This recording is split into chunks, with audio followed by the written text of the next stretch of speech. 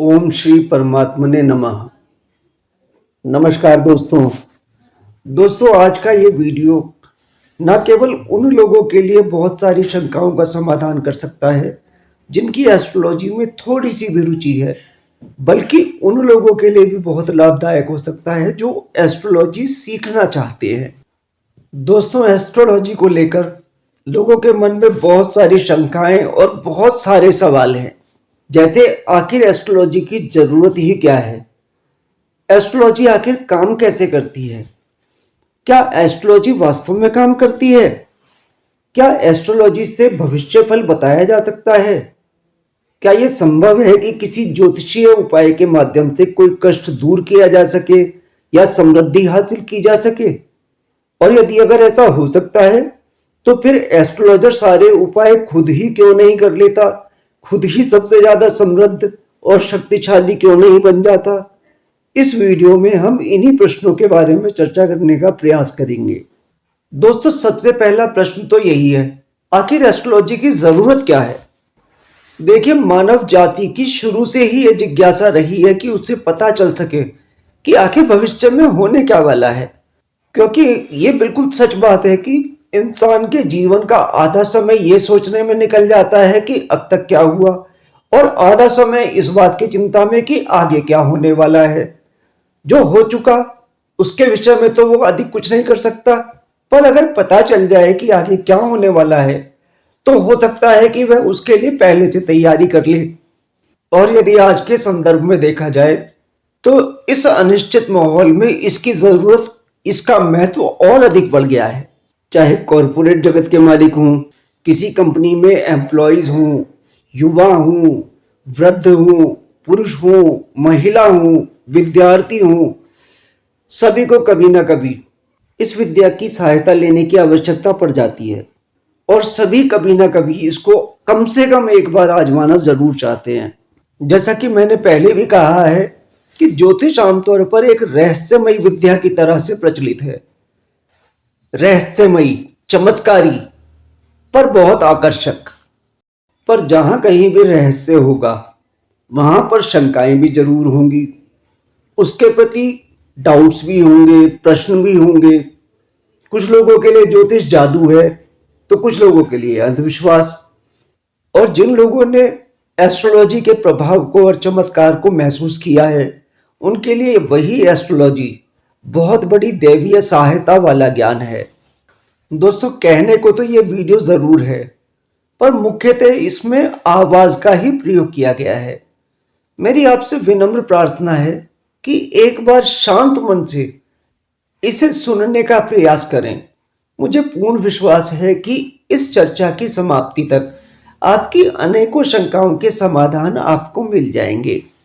दोस्तों, वैसे तो सभी व्यक्तियों के जीवन में दुख और सुख दोनों ही आते हैं, पर कभी कभी दुखों और कष्टों की मात्रा जीवन में इतनी अधिक और इतनी लंबे समय तक हो जाती है कि आदमी को लगने लगता है कि शायद जीवन केवल दुख और कष्टों का नाम ही रह गया है। ऐसे समय में कितना भी बहादुर व्यक्ति क्यों ना हो, कभी ना कभी हिम्मत हारने लगता है। ये तो देखिए, सभी जानते हैं कि कष्ट सदा रहने वाले तो है नहीं, कभी ना कभी तो सुखद समय जरूर आता है, पर वो सुखद समय आखिर आएगा कब। ऐसे में यदि कोई इस व्यक्ति को यह बता सके कि उसका सुखद समय कब आएगा, और यह बता सके कि तब तक के लिए इस कष्टकारी समय से निकलने के लिए क्या उपाय किए जा सकते हैं जिससे उसका कष्ट कम हो जाए, तो वह अपनी इस कठिन जीवन यात्रा को अधिक सहजता के साथ पूरा कर सकता है। पर आखिर उसे अपने भविष्य के विषय में पता कैसे चले, आखिर उसे यह बताएगा कौन। ऐसे में जो माध्यम उसकी मदद कर सकता है, उसकी सहायता कर सकता है, उसका मार्गदर्शन कर सकता है, वह है एस्ट्रोलॉजी या ज्योतिष।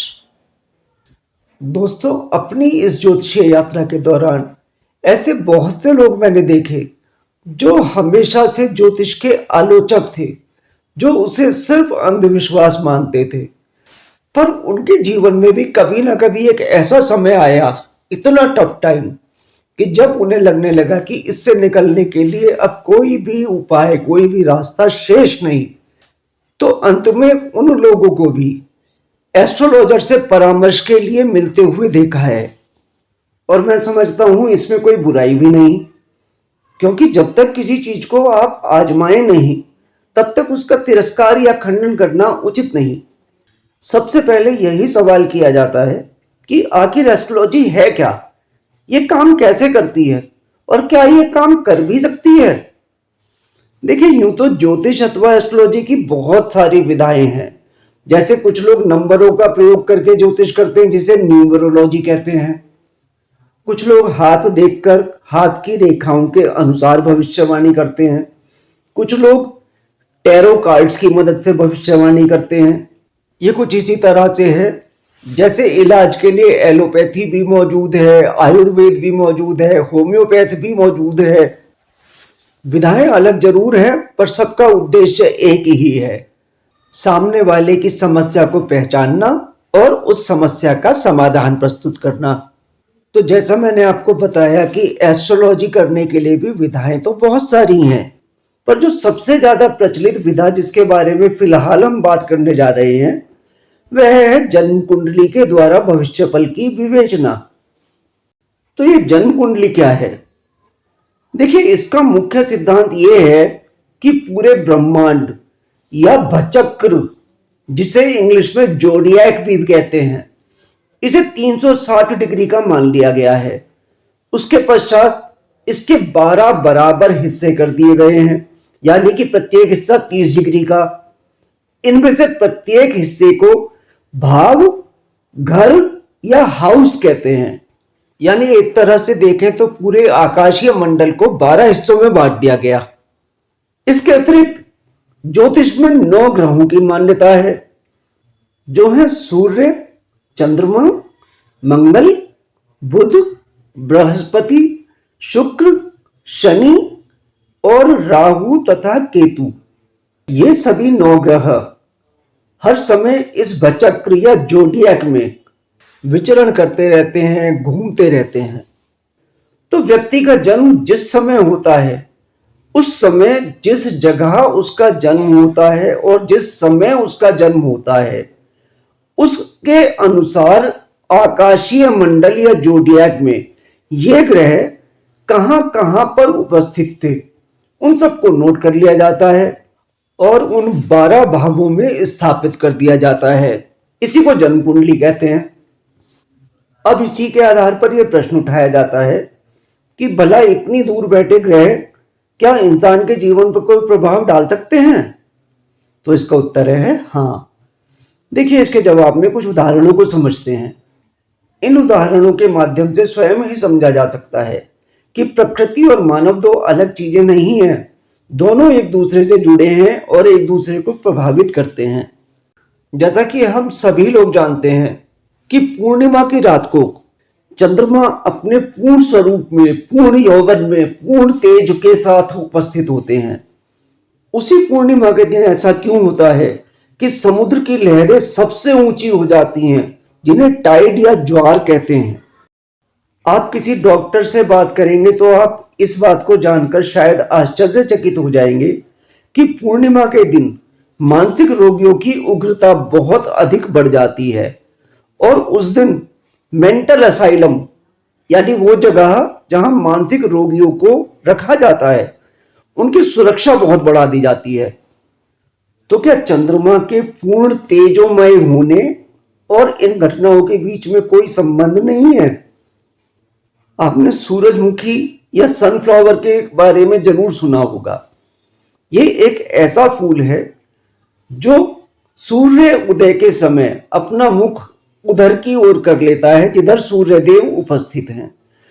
जैसे जैसे दिन चढ़ता है और आकाश में सूर्य महाराज अपनी उपस्थिति, अपनी अवस्था, अपनी पोजीशन बदलते हैं, उसी के अनुरूप सूरजमुखी का फूल भी अपना मुख लगातार उनकी ओर घुमाता रहता है और सूर्यास्त के समय पश्चिम की ओर पहुंच जाता है। तो क्या सूर्यदेव के प्रभाव को प्रकृति के साथ जोड़ना असंभव या अप्रत्याशित है? आखिर ऐसा क्यों होता है कि सर्दियों में डिप्रेशन बढ़ जाता है, लोग मानसिक अवसाद की अवस्था में जाने लगते हैं, डॉक्टर्स कहते हैं कि उस समय में सूर्य की रोशनी का कम हो जाना यही इसका मुख्य कारण है। इसका मतलब सूर्य की किरणों में मनुष्य के स्वभाव और उसकी मानसिकता को कंट्रोल करने की कोई तो ताकत अवश्य होती होगी। अगर ऐसा है तो सूर्य महाराज का डायरेक्ट प्रभाव मानव जीवन पर निश्चय ही है, इस बात को नकारा नहीं जा सकता। अगर आप गौर से देखेंगे तो ऐसे अनगिनत उदाहरण हैं जो इस बात को स्वयं ही सिद्ध करते हैं कि प्रकृति से मानव का जुड़ाव निश्चित है। प्रकृति के परिवर्तन मानव के परिवर्तन को कंट्रोल करते हैं। तो इसी प्रकार जोडियक में उपस्थित प्रत्येक ग्रह मानव जीवन को कंट्रोल करने की सामर्थ्य निश्चित रूप से रखता है। विज्ञान ने सूर्य और चंद्रमा को थोड़ा बेहतर तरीके से जान लिया तो उसके प्रभाव को मानव जीवन के ऊपर स्वीकार कर लिया। पर अभी बाकी ग्रहों का अध्ययन क्योंकि अभी विज्ञान कर रहा है, तो अभी उस प्रभाव का सिद्ध होना मात्र बाकी है। बेशक अभी वह प्रत्यक्ष रूप से प्रमाण के रूप में शायद सिद्ध नहीं हो सका, पर उसका अर्थ यह नहीं कि उनका कोई प्रभाव मानव जीवन पर नहीं है। आप खुद देखिए, अब से कुछ समय पहले चंद्रमा क्या थे? बच्चों के लिए चंदा मामा, सिर्फ कल्पना की चीज। उसे छूने तक की कल्पना भी क्या कोई कर सकता था? पर इंसान न केवल उसको छूने में सफल हुआ बल्कि उसकी सतह पर भी पहुंच गया, और जिस दिन सतह पर पहुंच गया उसके बाद अब उसे चंद्रमा पर भी मानव जीवन की संभावनाएं दिखाई देने लगी हैं। तो क्या ये पहले नहीं था? था सब कुछ, पर जिस दिन तक सिद्ध नहीं था उस दिन तक कोई मानने के लिए तैयार नहीं हुआ। विज्ञान बेशक हर चीज के लिए प्रमाण या प्रूफ मांगता है, पर हम सभी जानते हैं ऐसी बहुत सारी चीजें हैं जिनको प्रत्यक्ष रूप से देखा नहीं जाता, जिनके बारे में कोई प्रमाण भी शायद ना हो, पर जिनका अनुभव हम सभी ने अपने जीवन में अवश्य किया है। जैसे भगवान। कुछ लोगों के लिए जिन्होंने भगवान के चमत्कार देखे हैं, भगवान सब कुछ हैं, और कुछ लोग ऐसे भी हैं जिन्होंने कोई ऐसा चमत्कार नहीं देखा तो वे भगवान के अस्तित्व को ही नकार देते हैं। पर हाँ, जिस दिन वो भगवान का चमत्कार देख लेते हैं उस दिन के बाद भगवान के अस्तित्व को मानने लगते हैं, बेशक उसके लिए कोई प्रमाण मौजूद हो या ना हो। अब आता है दूसरा सवाल कि क्या एस्ट्रोलॉजी सच में काम करती है? क्या इसके द्वारा भविष्य बताना संभव है? तो जितना मेरा ज्ञान है और जैसा मैंने जाना, यह बिल्कुल संभव है, पर कुछ लिमिटेशंस के साथ। सन 2000 तक मेरे लिए भी यह विद्या सिर्फ एक अंधविश्वास थी, इसके अतिरिक्त कुछ नहीं। पर अचानक उसी समय मेरी मुलाकात एक एस्ट्रोलॉजर से हुई। उन्होंने बिना मुझसे कुछ पूछे मेरे जीवन के विषय में कई ऐसे तथ्य मुझे बताए जिनके बारे में मेरे अलावा कोई और नहीं जान सकता था। और उस सब को देखकर मैं लगभग हतप्रभ यानी सरप्राइज्ड हो गया।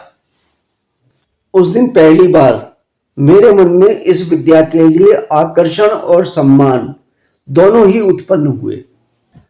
उन्हीं एस्ट्रोलॉजर ने मेरे हाल के आने वाले समय के विषय में भी कुछ घटनाओं की संभावना व्यक्त की थी, और मुझे बड़ा आश्चर्य हुआ कि जब समय के साथ वे घटनाएं एज इट इज मेरी जिंदगी में घटित हुईं।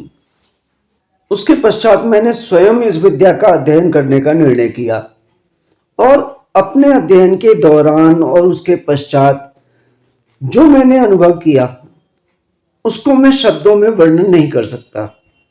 जिस विद्या को मैं सिर्फ कोरी कल्पना या बातों का जाल समझता था, उसकी गहराई देखकर मैं भौचक्का हो गया। इस विद्या के ज्ञान का सागर इतना विशाल है कि कोई व्यक्ति यदि अपना पूरा जीवन भी इसके लिए लगा दे तो शायद इस समुद्र से केवल एक लोटा जल ही भर पाएगा।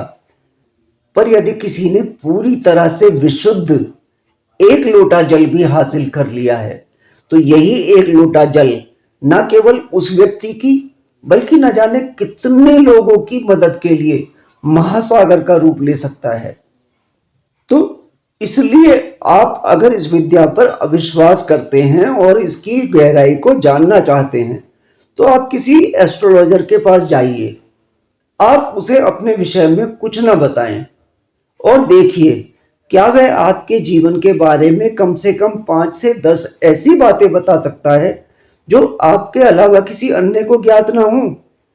अगर ऐसा है तो आप एस्ट्रोलॉजी पर विश्वास करने का प्रयास कर सकते हैं। बाकी ज्योतिष भी ईश्वर की तरह विश्वास और श्रद्धा का विषय ही है।